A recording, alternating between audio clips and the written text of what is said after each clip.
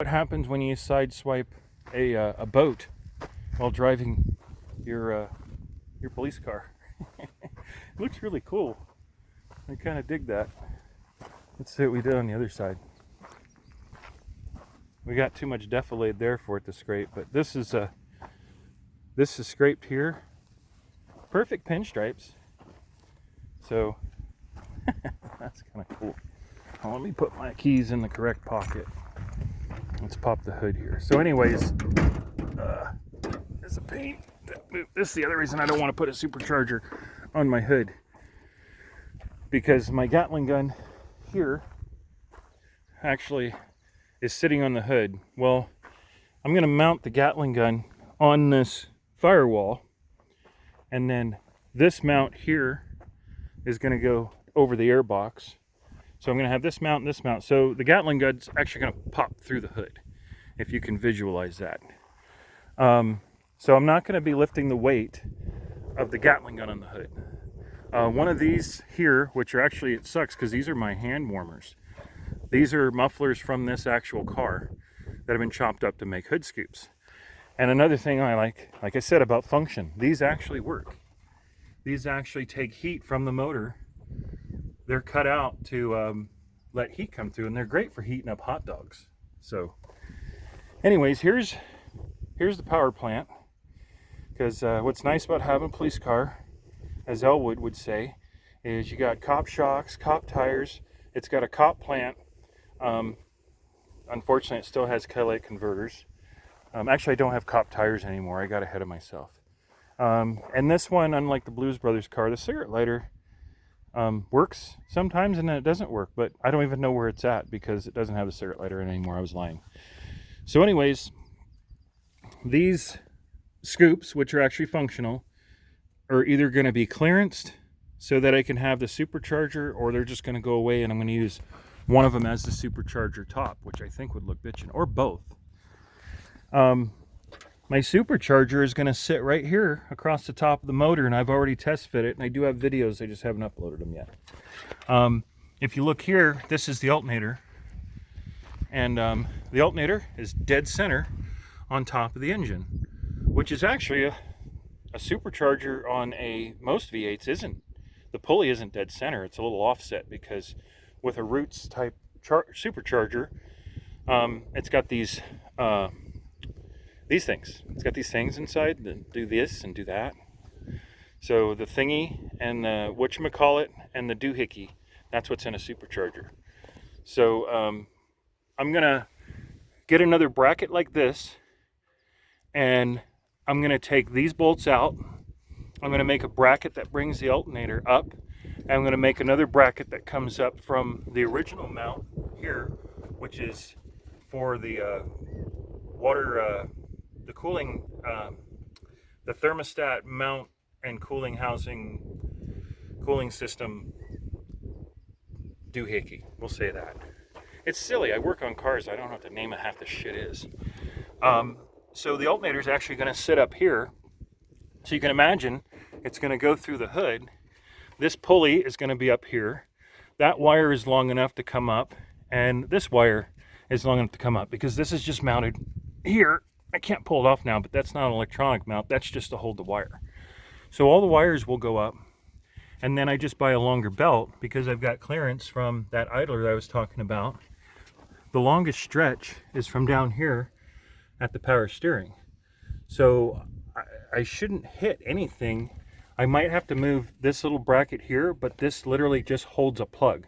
So I can move this over, because this belt might come up to where it might hit that. This is just a deflector, I think, in case the belt does come off, so the belt doesn't hit the cooling reservoir. So basically, the alternator is going to be up here, and the drive belt for it's going to go around it, or the serpentine belt, and then I'm going to put a pulley on the front going in this. This is actually some type of Allen key, which I think is to pull this overrun off. There are threads in there for something else, or it's another Allen bolt. But so I'm going to have a supercharger pulley out the front of this, but up here, and then I'm going to actually buy or get a used blower drive belt, or even like probably a Harley Davidson drive belt, they're almost the same. It depends on what size pulley I get. If I actually get a supercharger pulley, then I'm going to get a supercharger belt, a used one. All I'm going to do is I'm going to cut it so I can wrap it around the pulley, so it actually goes around the full circumference of the pulley by itself without going anywhere, because it's going to be hovering up in the front. And with the supercharger, literally, like if you look at this here, I'm only going to have this much of the pulley sticking up. So I'm going to have this place where the actual belt goes. Well, I'm just going to have a piece of belt epoxied all the way around the pulley, and with just the top of the pulley sticking out, when this is spinning from any angle, from the front, side, wherever, with the hood shut, it's going to look like that's actually a blower belt running off of the primary drive of the crank or wherever it goes through, and it's going to spin with the motor. The supercharger is going to move with the motor. It's not necessarily going to make the noise I want, but I'm thinking of maybe putting something in behind it to cause interference of air, so it'll make a whirring sound. But the other option was to leave the stock alternator there, put another alternator on top of this, doing the same thing by just extending some brackets. Unfortunately, the supercharger will be even taller. I mean, the alternator will be even taller because it has to clear not only the top of this, but the bottom of the next alternator. Actually, you know what? It won't, because this will clear. So it'll actually sit. I just looked at that and I realized we've got defilade under there. So it would be like that water pump there. See how there's a void where that's kind of spread eagle on top? So I actually won't increase any height. But I was thinking, because I'm going to put an inverter in this car so I can actually have AC power, I'm going to have a big industrial battery in the back, a gel cell battery with an inverter. And I was thinking of putting an air conditioner clutch somehow on the first alternator or the second alternator, and having a switch to it so I can turn it on and off, so I can literally not have to run that other alternator or have it spin until I want it to, you know, just for exhibition purposes. I can flick the switch on, it engages the clutch or disengages the clutch, makes it drive the second alternator, which has the fake pulley on it, under the fake supercharger, under the hood with the hole in it. And then at that point, I would be charging the rear battery that is going to be in turn supplying power to the inverter. So I would literally have my own, if you will, generator system to produce household current while I'm running the alternator, which looks like the supercharger, for the exhibition purposes. Otherwise, I have it shut off. I'm not losing any power going through two alternators. I'm not wasting energy by not needing the power going to the battery. But if I have the engine idling and running, I'm actually producing 12 volts to run the rest of the car. And if I flick this switch and turn on the fake supercharger, then I'm also turning on a real generator to produce household current. And the car could idle.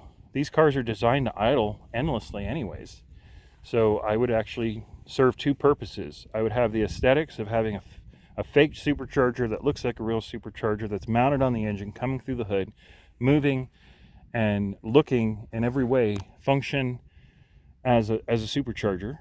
And with the dual alternator setup, the secondary purpose of that fake exhibition alternator or supercharger would be, now that whole system is an actual generator like an RV, producing 110. So I'd be producing 12 volts and 110 simultaneously, because the alternator would be also producing 12 volts to go to the battery, which goes to the inverter.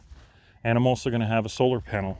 I decided I'm going to mount a solar panel on top of my light bar here, because that's just some wasted space there, and this is clear.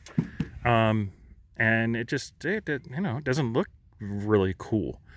And I'm not going to store anything on top of this. I'm going to do all my storage on here, and I'm actually going to have a platform or a seat so that the Gatling gun on the top, if somebody wants to sit up here and swing this Gatling gun around, they'll actually be able to, you know, fake shoot at people and stuff. So that's my story, and I'm sticking to it. And there's the lake, and there's somebody's house who's probably looking over here with binoculars going, what the fuck? All right, talk to you later.